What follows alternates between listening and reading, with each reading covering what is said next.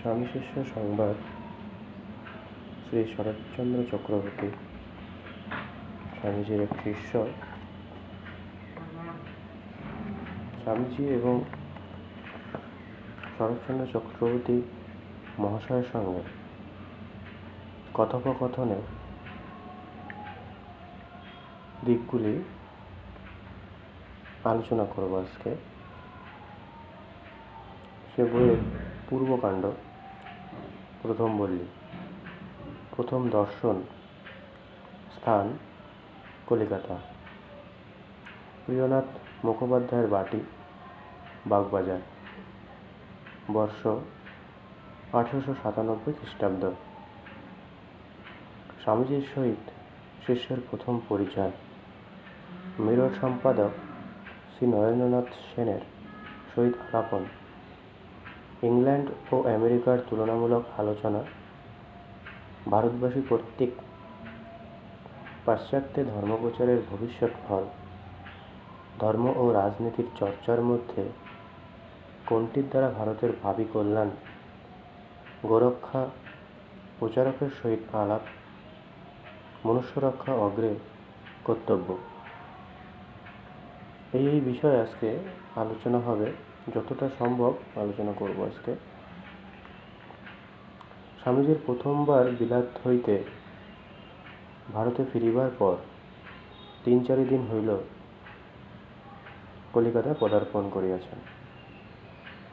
বহুকাল পরে তাহার পুণ্যদর্শন লাভ করিয়া শ্রী রামকৃষ্ণ ভক্তদিগের এখন আর আনন্দের অবধি নাই। আমরা সকলে জানি, স্বামী বিবেকানন্দ 1893 খ্রিস্টাব্দে যে চিকাগো বক্তৃতা দিয়েছিলেন, তারপরে তিনি যে ভারতবর্ষে এসেছিলেন সেই নিয়েই আলোচনা মূল। তিনি যখন ভারতবর্ষে এসেছেন, তার যে গুরু ভাইরা, তো সেই গুরু ভাইয়ের মধ্যে যে আনন্দ, সেই আনন্দর বাঁধ যেন আজ ভেঙে গেছে। সেই কারণেই বলছে যে বহুকাল পরে তার পুণ্যদর্শন লাভ করিয়া শ্রী রামকৃষ্ণ ভক্তদিগের এখন আর আনন্দের অবধি নাই। তাহাদিগের মধ্যে সঙ্গতিপন্নেরা আবার এখন নিজ নিজ বাটিতে স্বামীজিকে সাদর নিমন্ত্রণ করিয়া আপনাদিগকে কৃতার্থ মনে করিতেছেন। আজ মধ্যাহ্নে বাগবাজারের রাজবল্লভ পাড়ায় শ্রী রামকৃষ্ণ ভক্ত শ্রীযুক্ত প্রিয়নাথ মুখোপাধ্যায়ের বাড়িতে স্বামীজির নিমন্ত্রণ। সংবাদ পাইয়া বহু ভক্ত আজ তাহার বাড়িতে সমাগত হইতেছে। শিষ্য লোকমুখে সংবাদ পাইয়া মুখুজ্জে মহাশয়ের বাড়িতে বেলা প্রায় 2টার সময় উপস্থিত হইল। স্বামীজির সঙ্গে শিষ্যের এখনো আলাপ হয় নাই।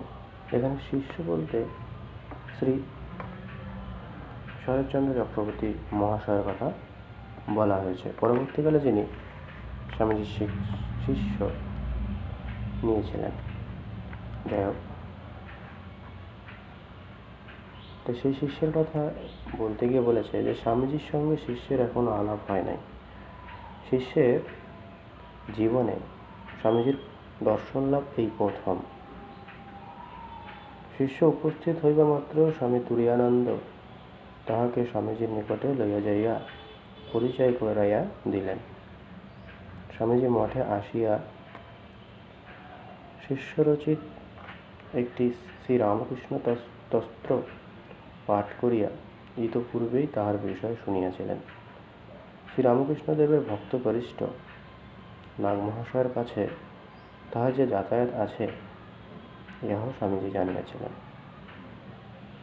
শিষ্য স্বামীজিকে প্রণাম করিয়া উপবেশন করিলে স্বামীজি তাহাকে সংস্কৃতে সম্ভাষণ করিয়া নাগ মহাশয়ের কুশলাদি জিজ্ঞাসা করিলেন এবং তাহার অমানসিক ত্যাগ উদ্দাম ভগবদানুরাগ ও দীনতার বিষয় উল্লেখ করিতে করিতে বলিলেন, বয়ং তত্ত্বান্বেষং আদায় মধুকরতাং খলু প্রীতি। অভিজ্ঞান শকুন্তলম থেকে নেওয়া হয়েছে। কথাগুলি নাগ মহাশয়কে লিখিয়া জানাইতে শিষ্যকে আদেশ করিলেন। পরে বহু লোকের ভিড়ে আলাপ করিবার সুবিধা হইতেছে না দেখিয়া তাহাকে ও স্বামী তুরীয়ানন্দকে পশ্চিমের ছোট ঘরে ডাকিয়া লইয়া যাইয়া শিষ্যকে লক্ষ্য করিয়া বিবেক চূড়ামণির এই কথাগুলি বলিতে লাগিলেন। মা ভৈষ্ট বিদ্বাংস্তব নাস্তপায়া সংসার সিন্ধুস্তরণ্যস্ত্যপায়া যে নৈব জাতা যতে হাস্য পারং তমেব মার্গাং তব নির্দিশামি। হে বিদ্বান, ভয় করিও না, তোমার বিনাশ নাই। সংসার সাগর পারের উপায় আছে, যা অবলম্বন করিয়া শুদ্ধ সত্য যোগীগণ এই সংসার সাগর পার হইয়াছে। সেই উৎকৃষ্ট পথ আমি তোমায় নির্দেশ করিয়া দেব এবং তাহাকে আচার্য শঙ্করের বিবেক চূড়ামণি নামক গ্রন্থখানি পাঠ করিতে আদেশ করিলেন। শিষ্য কথাগুলি শুনিয়া ভাবিতে লাগিল, স্বামীজি তাহাকে ঐরূপ মন্ত্রদীক্ষা গ্রহণের জন্য সংকেত করিতেছেন কি? শিষ্য তখন অতীব আচারী ও বেদান্ত মতবাদী। গুরুকরণা দিতে এখনও তার মতিস্থির হয় নাই এবং বর্ণাশ্রম ধর্মের যে একান্ত পক্ষপাতী। নানা প্রসঙ্গ চলিতেছে। এমন সময় একজন আসিয়া সংবাদ দিল যে মীর সম্পাদক শ্রীযুক্ত নরেন্দ্রনাথ সেন স্বামীজির সঙ্গে দেখা করিতে আসিয়াছেন। স্বামীজি সংবাদ বাহককে বললেন, তাকে এখানে নিয়ে এসো। নরেন্দ্রবাবু ছোট ঘরে আসিয়া বসিলেন এবং আমেরিকা ও ইংল্যান্ড সম্বন্ধে স্বামীজিকে নানা প্রশ্ন করিতে লাগিলেন। প্রশ্নোত্তরে স্বামীজি বলিলেন, আমেরিকাবাসীর মতো এমন সহৃদয়, উদার চিত্ত, অতিথি সৎকার পরায়ণ, নমনব ভাব গ্রহণে একান্ত সমুৎসুক জাতি জগতে আর দ্বিতীয় দেখা যায় না। আমেরিকায় যাহা কিছু কার্য হইয়াছে তা আমার শক্তিতে হয় নাই। আমেরিকা দেশের লোক এত সহৃদয় বলিয়াই তাহারা বেদান্ত ভাব গ্রহণ করিয়াছেন। ইংল্যান্ডের কথা উপলক্ষ করিয়া বলিয়াছেন, ইংরেজের মতো কনজারভেটিভ প্রাচীন রীতিনীতির পক্ষপাতী জাতি জগতে আর দ্বিতীয় নাই। তাহারা কোনো নূতন ভাব সহজে গ্রহণ করিতে চায় না, কিন্তু অধ্যবসায়ের সহিত যদি তাহাদিগকে একবার কোনো ভাব বুঝাইয়া দেওয়া যায়, তবে তাহারা কিছুতেই তা আর ছাড়ে না। এমন দৃঢ় প্রতিজ্ঞতা অন্য কোনো জাতিতে মিলে না। সেই জন্য তারা সভ্যতা ও শক্তি সঞ্চয়ে জগতের সর্বশ্রেষ্ঠ স্থান অধিকার করিয়া দাঁড়াইয়াছে। অনন্তর উপযুক্ত প্রচারক পাইলে আমেরিকা অপেক্ষা ইংল্যান্ডেই বেদান্ত কার্য স্থায়ী হইবার অধিকতর সম্ভাবনা জানাইয়া বলিলেন, আমি কেবল কার্যের পত্তন মাত্র করিয়া আসিয়াছি। পরবর্তী প্রচারকগণ ওই পন্থা অনুসরণ করিলে কালে অনেক কার্য হইবে। নরেন্দ্রবাবু জিজ্ঞাসা করিলেন, এইরূপ ধর্মপ্রচার দ্বারা ভবিষ্যতে আমাদের কি আশা আছে? স্বামীজি বলিলেন, আমাদের দেশে আছে মাত্র এই বেদান্ত ধর্ম। পাশ্চাত্য সভ্যতার তুলনায় আমাদের এখন আর কিছু নাই বললেই হয়। কিন্তু এই সার্বভৌম বেদান্তবাদ, যাহাতে সকল মতের, সকল পথের লোককেই ধর্ম লাভে সমান অধিকার প্রদান করে, ইহার প্রচারে পাশ্চাত্য সভ্য জগৎ জানিতে পারিবে ভারতবর্ষে একসময় কি আশ্চর্য ধর্মভাবের স্ফুরণ হইয়াছিল এবং এখনও রয়েছে। এই ধর্মমতের চর্চায় পাশ্চাত্য জাতির আমাদের প্রতি শ্রদ্ধা ও সহানুভূতি হইবে অনেকটা এখনই হইয়াছে। এরূপে যথার্থ শ্রদ্ধা ও সহানুভূতি লাভ করিতে পারিলে আমরা আমাদের নিকট ঐহিক জীবনের বিজ্ঞানাদি শিক্ষা করিয়া জীবন সংগ্রামে অধিকতর পটু হইব। পক্ষান্তরে তাহারা আমাদের নিকট এই বেদান্ত মত শিক্ষা করিয়া পারমার্থিক কল্যাণ লাভে সমর্থ হইবে। নরেন্দ্রবাবু জিজ্ঞাসা করিলেন, এই আদান প্রদানে আমাদের রাজনৈতিক কোনো উন্নতির আশা আছে কি? স্বামীজি বলিলেন, ওরা পাশ্চাত্যরা মহাপরাক্রান্ত বিরোচনের সন্তান। ওদের শক্তিতে পঞ্চভূত ক্রিয়াপুত্তলিকাবাৎ হইয়া কার্য করিতেছে।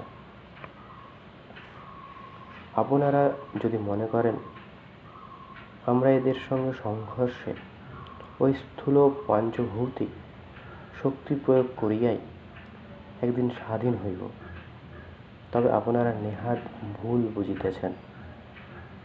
হিমালয়ের সামনে সামান্য উপলখণ্ড যেরূপ, উহাদের আমাদের ওই শক্তি প্রয়োগ কুশলতায় তদ্রূপ প্রভেদ। আমাদের মত কি জানেন? আমরা এইরূপে বেদান্তোক্ত ধর্মের গুরু রহস্য পাশ্চাত্য জগতে প্রচার করিয়া ওই মহাশক্তি ধরগণের শ্রদ্ধা ও সহানুভূতি আকর্ষণ করিয়া ধর্ম বিষয়ে চিরদিন ওদের গুরুস্থানীয় থাকিব এবং ওরা ইহলৌকিক অন্যান্য বিষয়ে আমাদের গুরু থাকিবে। ধর্ম জিনিসটা ওদের হাতে ছেড়ে দিয়ে ভারতবাসী যেদিন পাশ্চাত্যের পদতলে ধর্ম শিখতে বসবে, সেই দিন এই অধঃপতিত জাতিত্ব একেবারে ঘুচে যাবে। দিন রাত চিৎকার করে ওদের এ দাও ও দাও বললে কিছু হবে না। এই আদান প্রদান রূপ কার্যকর দ্বারা যখন উভয় পক্ষের ভেতর শ্রদ্ধা ও সহানুভূতির একটা টান দাঁড়াবে, তখন আর চেঁচামেচি করতে হবে না। ওরা আপনা হতেই সব করবে। আমার বিশ্বাস, এই রূপে ধর্মের চর্চায় ও বেদান্ত ধর্মের বহুল প্রচারে এ দেশ ও পাশ্চাত্য দেশ উভয়েরই বিশেষ লাভ। রাজনীতি চর্চা এর তুলনায় আমার নিকট গৌণ বা সেকেন্ডারি উপায় বলিয়া বোধ হয়। আমি এই বিশ্বাস কার্যে পরিণত করিতে জীবনক্ষয় করব। আপনারা ভারতের কল্যাণ অন্যভাবে সাধিত হবে বুঝে থাকেন তো অন্যভাবে কার্য করে যান। নরেন্দ্রবাবু স্বামীজির কথায় অবিৎসম্বাদী সম্মতি প্রকাশ করিয়া কিছুক্ষণ বাদে উঠিয়া গেলেন। শিষ্য স্বামীজির পূর্বোক্ত কথা সকল শুনিয়া অবাক হইয়া তাহার দীপ্ত মূর্তির দিকে অনিমেষ নয়নে চাহিয়া রইল। নরেন্দ্রবাবু চাহিয়া গেল পর গোরক্ষিণী সভার জনৈক উদ্যোগী প্রচারক স্বামীজির সঙ্গে দেখা করিতে উপস্থিত হইলেন। পুরানা হইলেও ইহার বেশভূষা অনেকটা সন্ন্যাসীর মতো। মাথায় গেরুয়া রঙের পাগড়ি বাঁধা, দেখিলেই বোঝা যায় ইনি হিন্দুস্তানি। গোরক্ষা প্রচারকের আগম বার্তা পাইয়া স্বামীজি বাহিরের ঘরে আসিলেন। প্রচারক স্বামীজিকে অভিবাদন করিয়া গোমাতার একখানি ছবি তাহাকে উপহার দিলেন। স্বামীজি উহা হাতে লইয়া নিকটবর্তী অপর এক ব্যক্তির হাতে দিয়া তাহার সহিত নিম্নলিখিত আলাপ করিয়াছিলেন। স্বামীজি, আপনার সবার উদ্দেশ্য কি? প্রচারক, আমরা দেশের গোমাতাগণকে কসাইয়ের হাত থেকে রক্ষা করিয়া থাকি। স্থানে স্থানে পিঞ্জরাফল স্থাপন করা হইয়াছে। সেখানে রুগ্ন, অকর্মণ্য এবং কসাইয়ের হাত হইতে কৃত গোমাতাগণ প্রতিপালিত হয়। স্বামীজি, এ অতি উত্তম কথা। আপনাদের আয়ের পন্থা কি? প্রচারক, দয়া পরামর্শ হইয়া আপনাদের ন্যায় মহাপুরুষ যাহা কিছু দেন তাহা দ্বারাই সবার ওই কার্য নির্বাহ হয়। স্বামীজি, আপনাদের গচ্ছিত কত টাকা আছে? প্রচারক, মারোয়ারি বণিক সম্প্রদায় এই কার্যের বিশেষ পৃষ্ঠপোষক। তারা এই সৎকার্যে বহু অর্থ দিয়াছেন। স্বামীজি, মধ্য ভারতে এবার ভয়ানক দুর্ভিক্ষ হয়েছে। ভারত গভর্নমেন্ট 9 লক্ষ লোকের অনশনে মৃত্যুর তালিকা প্রকাশ করেছেন। আপনাদের সভা এই দুর্ভিক্ষকালে কোনো সাহায্যদানের আয়োজন করেছেন কি? প্রচারক, আমরা দুর্ভিক্ষাদিতে সাহায্য করি না, কেবলমাত্র গোমাতৃগণের রক্ষাকল্পে এই সভা স্থাপিত। স্বামীজি, এই দুর্ভিক্ষে আপনাদের জাত ভাই লক্ষ লক্ষ মানুষ মৃত্যুমুখে পতিত হল। সামর্থ্য সত্ত্বেও আপনারা এই ভীষণ দুর্দিনে তাদেরকে অন্ন দিয়ে সাহায্য করা উচিত মনে করেননি? প্রচারক, না, লোকের কর্মের ফলে পাপে এই দুর্ভিক্ষ হইয়াছিল। যেমন কর্ম তেমনি ফল হইয়াছে। প্রচারকের কথা শুনিয়া স্বামীজির বিশাল নয়ন প্রান্তে যেন অগ্নিকণা স্ফুরিত হইতে লাগিল। মুখ আরক্তিম হইল, কিন্তু মনের ভাব চাপিয়া বলিলেন, যে সভা সমিতি মানুষের প্রতি সহানুভূতি প্রকাশ করে না, নিজের ভাই অনশনে মরছে দেখেও তার প্রাণ রক্ষার জন্য এক মুষ্টি অন্ন না দিয়া পশুপক্ষী রক্ষার জন্য রাশি রাশি অন্ন বিতরণ করে, তার জন্য আমার কিছুমাত্র সহানুভূতি নেই। তা দ্বারা সমাজের বিশেষ কিছু উপকার হয় বলে আমার বিশ্বাস নেই। কর্মের ফলে মানুষ মরছে, এরূপে কর্মের দোহাই দিলে জগতে কোনো বিষয়ের জন্য চেষ্টা চরিত্র করাটাই একেবারে বিফল বলে সাব্যস্ত হয়। আপনাদের পশু রক্ষা কাজটাও বাদ যায় না। ওই কাজ সম্বন্ধে বলা যেতে পারে, গোমাতারা আপন আপন কর্মফলেই কসাইদের হাতে যাচ্ছেন ও মরছেন। আমাদের উহাতে কিছু করবার প্রয়োজন নেই। প্রচারক একটু অপ্রতিভ হইয়া বলিলেন, আপনি যা বলছেন তা সত্য, কিন্তু শাস্ত্র বলে গুরু আমাদের মাতা। স্বামীজি হাসিতে হাসিতে বলিলেন, গুরু আমাদের যে মাতা তা আমি বিলক্ষণ বুঝেছি। তা না হলে এমন সব কৃতি সন্তান আর কে প্রসব করবেন? হিন্দুস্তানি প্রচারক ওই বিষয়ে আর কিছু না বলিয়া বোধহয় স্বামীজির বিষম বিদ্রূপ তিনি বুঝিতেই পারিলেন না। স্বামীজিকে বলিলেন যে এই সমিতির উদ্দেশ্য তিনি তাহার কাছে কিছু ভিক্ষাপ্রার্থী। স্বামীজি, আমি তো সন্ন্যাসী ফকির লোক, আমি কোথায় অর্থ পাব যাতে আপনাদের সাহায্য করব? তবে আমার হাতে যদি কখনো অর্থ হয়, অগ্রে মানুষের সেবায় ব্যয় করব। মানুষকে আগে বাঁচাতে হবে, অন্নদান, বিদ্যাদান, ধর্মদান করতে হবে। এইসব করে যদি অর্থ বাকি থাকে তবে আপনাদের সমিতিতে কিছু দেওয়া যাবে। কথা শুনিয়া প্রচারক মহাশয় স্বামীজিকে অভিবাদনতে প্রস্থান করিলেন। তখন স্বামীজি আমাদিগকে বলিতে লাগিলেন, কি কথাই বললে, বলে কিনা কর্মফলে মানুষ মরছে, তাদের দয়া করে কি হবে? দেশটা যে অধঃপথে গেছে ইহাই তার চূড়ান্ত প্রমাণ। তোদের হিন্দু ধর্মের কর্মবাদ কোথায় গিয়ে দাঁড়িয়েছে দেখলি? মানুষ হয়ে মানুষের জন্য যাদের প্রাণ না কাঁদে তারা কি আবার মানুষ? এই কথা বলিতে বলিতে স্বামীজি সর্বাঙ্গ যেন ক্ষোভে দুঃখে শিহরিয়া উঠিল। অনন্তর স্বামীজির তামাক টানিতে টানিতে শিষ্যকে বলিলেন, আবার আমার সঙ্গে দেখা করো। শিষ্য, আপনি কোথায় থাকিবেন? হয়তো কোনো বড় মানুষের বাড়িতে থাকিবেন। আমাকে তথায় যাইতে দেবে তো?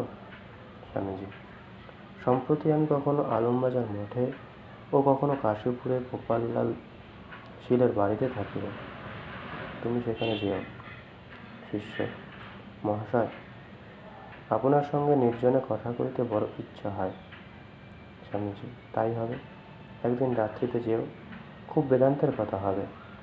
শিষ্য, মহাশয়, আপনার সঙ্গে কতকগুলি ইংরেজ ও আমেরিকান আসিয়াছে শুনিয়াছি, তারা আমার বেশভূষা ও কথাবার্তায় রুষ্ট হইবে না তো? স্বামীজি, তারাও সব মানুষ, বিশেষত বেদান্ত ধর্মনিষ্ঠ, তোমার সঙ্গে আলাপ করে তারা খুশি হবে। শিষ্য, মহাশয়, বেদান্তে যেসব অধিকারীর লক্ষণ আছে তা আপনার পাশ্চাত্য শিষ্যদের ভিতর কিরূপ আসিল? শাস্ত্র বলে, অধীত বেদান্ত কৃত পাশ্চাত্য নিত্য নৈমিত্তিক কর্মানুষ্ঠানকারী, আহার বিহারে পরম সংযত, বিশেষত চতুর্থ সাধনা সম্পন্ন না হইলে বেদান্তের অধিকারী হয় না। আপনার পাশ্চাত্য শিষ্যরা একে অব্রাহ্মণ, তাহাতে অসন বসন অনাচারী, তাহারা বেদান্তবাদ বুঝিল কি করিয়া? স্বামীজি, তাহাদের সঙ্গে আলাপ করিয়াই বুঝিতে পারবে তারা বেদান্ত বুঝেছে কিনা। স্বামীজি বোধ হয় এতক্ষণে বুঝিতে পারিলেন যে শিষ্য একজন নিষ্ঠাবান আচারী হিন্দু। অনন্তর স্বামীজি কয়েকজন শ্রীরামকৃষ্ণ ভক্ত পরিবেষ্টিত হইয়া বাগবাজারে শ্রীযুক্ত বলরাম বসু মহাশয়ের বাটিতে গেলেন। শিষ্য বটতলায় একখানা বিবেক চূড়ামণি গ্রন্থ ক্রয় করিয়া দর্জিপাড়ায় নিজ বাসার দিকে অগ্রসর হইল।